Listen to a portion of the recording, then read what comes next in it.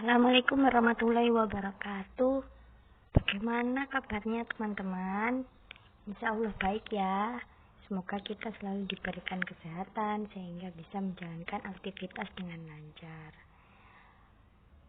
Oke, langsung saja. Di sini kami dari kelompok 5 yang beranggotakan Berlian Wildan Indonesia, Indra Kusuma Wardani, Veronica Permata, dan Iskasari Oktaviana. Kami di sini akan menjelaskan tentang gambaran linguistik bandingan tipologis. Apa sih linguistik bandingan tipologis itu? Jadi, linguistik bandingan tipologis yaitu cabang linguistik bandingan yang mempelajari hubungan antara bahasa-bahasa melalui salah satu ciri yang utama dalam bentuk atau struktur yang sama-sama dimilikinya. Dalam upaya menetapkan kekerabatan bahasa-bahasa tersebut, fakta-fakta penting yang harus ada dalam pengklasifikasian bahasa adalah bentuk-bentuk bahasa tua yang pernah dikenal dalam bahasa dan fakta-fakta mengenai kapan bentuk-bentuk itu muncul. Salah satu hasil pengelompokan bahasa berdasarkan pertalian kekerabatan menurut Keraf adalah ditemukannya klasifikasi bahasa-bahasa di dunia berdasarkan rumpun-rumpun bahasa berikut ini. Sebelumnya istilah rumpun itu seperti keluarga, menjelaskan bahasa yang terkait yang diyakini memiliki nenek moyang yang sama atau bahasa proto. Nah, di sini ada 3 rumpun Indo-Eropa, rumpun Semito-Hamit, rumpun Austronesia.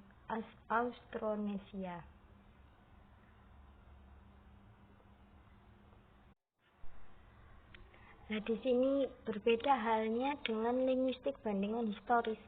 Linguistik bandingan tipologis melakukan klasifikasi bahasa dengan melihat adanya ciri-ciri atau tipe-tipe bahasa dominan bahasa yang dibandingkan. Nah, tipe-tipe yang digunakan sebagai dasar klasifikasi meliputi tipe fonologis, morfologis, sintaksis, dan semantis. Nah, untuk lebih jelasnya, di situ ada contoh yang di bahasa Indonesia pelaut atau terambil. Nah, dari contoh itu di situ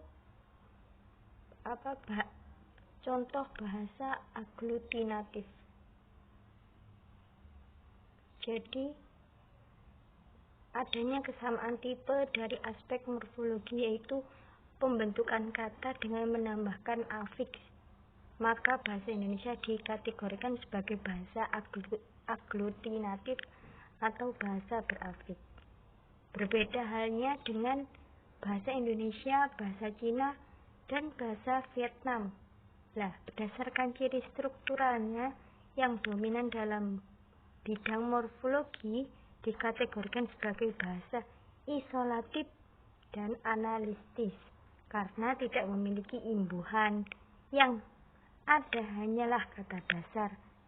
Contohnya sebagai berikut. Yang di bahasa Vietnam itu kitoiden nabantoi, kitoiden nabantoi. Lah, bahasa Indonesianya ketika saya datang rumah teman. Nah, dari contoh yang bahasa Vietnam tadi tersebut itu merupakan bentuk, semuanya itu kata dasar, tidak ada penambahan imbuhan. Jadi bahasa-bahasa yang tidak memiliki imbuhan ini dalam salah satu klasifikasi tipologis itu dikategorikan sebagai bahasa isolatif atau analistis. Jadi klasifikasi tipologis juga melakukan klasifikasi bahasa berdasarkan ciri strukturan dalam bentuk fonologis, sintaksis, dan semantik. Jadi, linguistik bandingan tipologis merupakan salah satu cabang linguistik bandingan yang mempelajari hubungan antara bahasa-bahasa berdasarkan ciri-ciri struktural yang dominan dalam bahasa yang dibandingkan. Linguistik bandingan tipologis berusaha mengklasifikasikan bahasa-bahasa yang ada di dunia ini berdasarkan kesamaan-kesamaan tipe yang menonjol. Klasifikasi dalam linguistik bandingan tipologis ini dapat dilakukan dalam semua tataran, yaitu tataran fonologis, morfologis, sintaksis, dan semantik. Baik, saya Indra Kusumawardhani.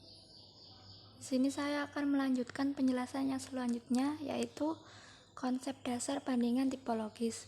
Konsep dasar dalam linguistik bandingan tipologi ini mempelajari yang pertama tipe dan tanda, yang kedua struktur dan sistem, yang ketiga relasi sintakmatik dan paradigmatik. A. Tipe dan tanda. Apabila akan melakukan klasifikasi bahasa-bahasa berdasarkan klasifikasi tipologis, akan selalu berurusan dengan tipe dan tanda. Hal ini karena setiap unsur atau item dalam tiap bahasa dapat diperlakukan sebagai sebuah tipe dan dapat juga diperlakukan sebagai sebuah tanda.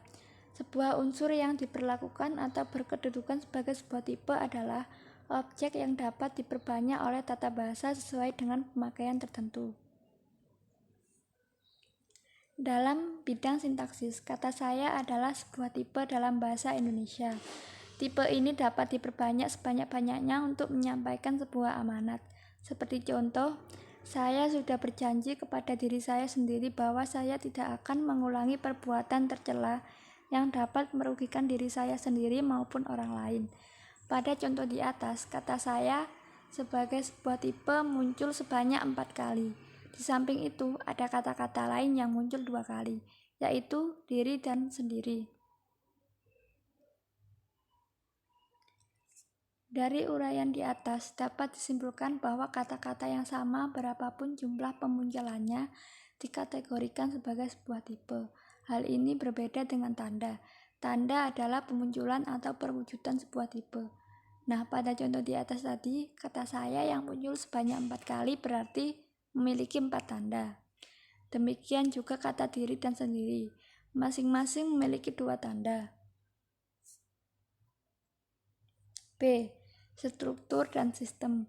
Pengetahuan lain yang perlu dikuasai sebelum melakukan klasifikasi tipologis adalah konsep dasar atau konsep struktur dan sistem. Tiap-tiap bahasa mempunyai struktur dan sistem.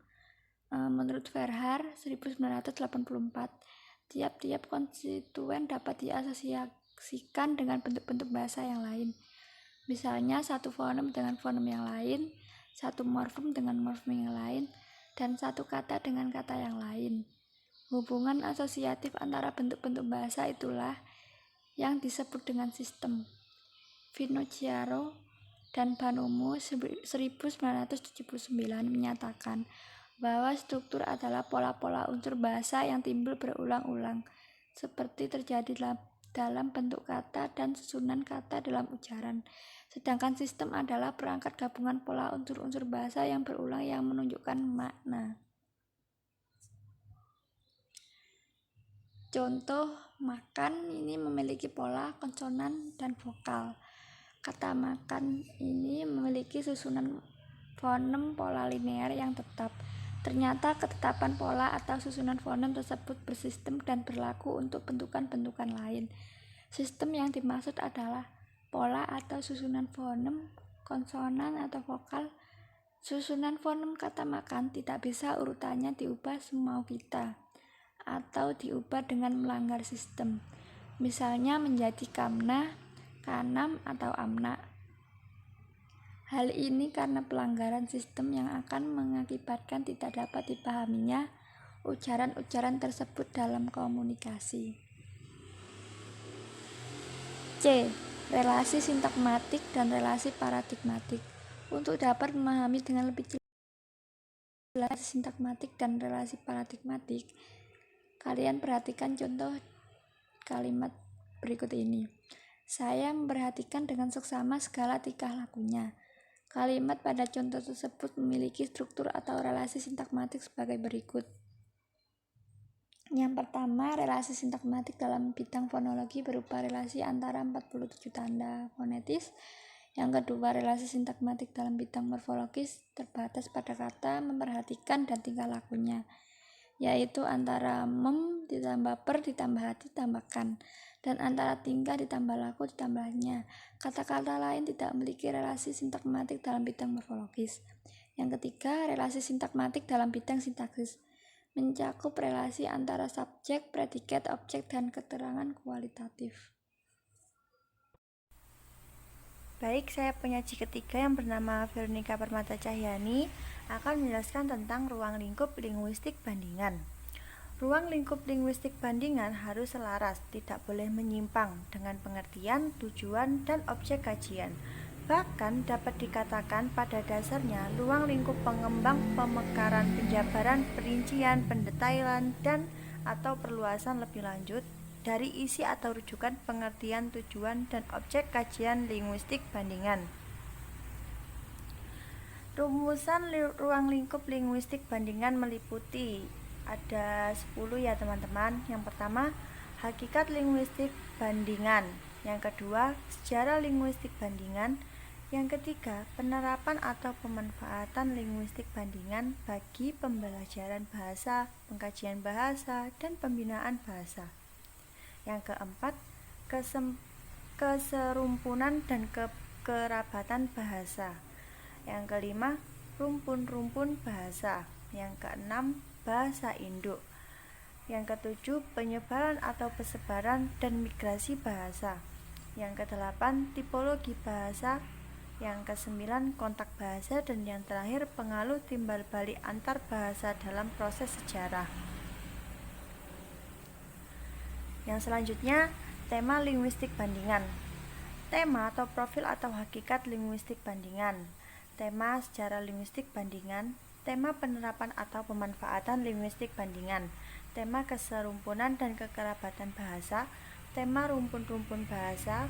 Tema bahasa induk atau bahasa asal atau disebut proto-language atau homeland. Tema tipologi bahasa. Tema kontak bahasa. Yang terakhir, tema pengaruh timbal balik antar bahasa dalam proses sejarah. Materi selanjutnya akan disampaikan oleh Mbak Iska Sari Oktaviani. Selanjutnya, saya Iska Sari Oktaviana akan menjelaskan materi selanjutnya. Metode kajian linguistik bandingan tipologis. Linguistik bandingan tipologis berusaha mengklasifikasikan bahasa-bahasa atau sekelompok bahasa berdasarkan kriteria struktural, yaitu ciri-ciri struktural yang dominan dalam bahasa yang dibandingkan. Kriteria struktural yang digunakan dalam klasifikasi tipologis mencakup kriteria fonologis, morfologis, sintaksis, dan semantik. Kajian perbandingan bahasa dengan kriteria struktural dan sistematis untuk klasifikasi tipologis ini memiliki 3 ciri, yaitu yang pertama, arbitrer.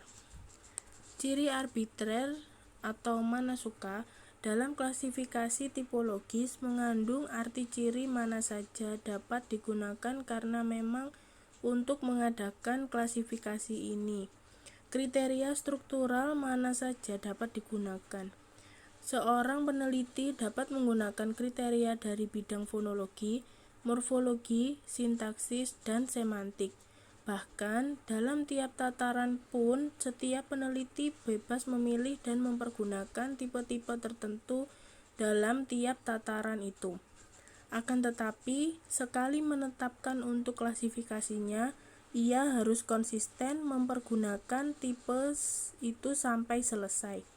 Oleh karena itu, dapat dipahami bila terdapat bermacam-macam hasil klasifikasi karena setiap peneliti bebas memilih kriteria tertentu sebagai dasar klasifikasinya.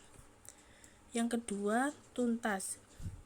Dengan mempergunakan sebuah tipe atau kriteria yang terpilih, Semua bahasa di dunia harus dapat dimasukkan ke dalam kelompok-kelompok bahasa tertentu.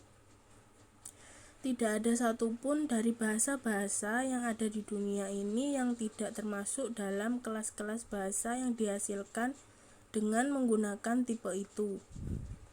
Yang ketiga, unik.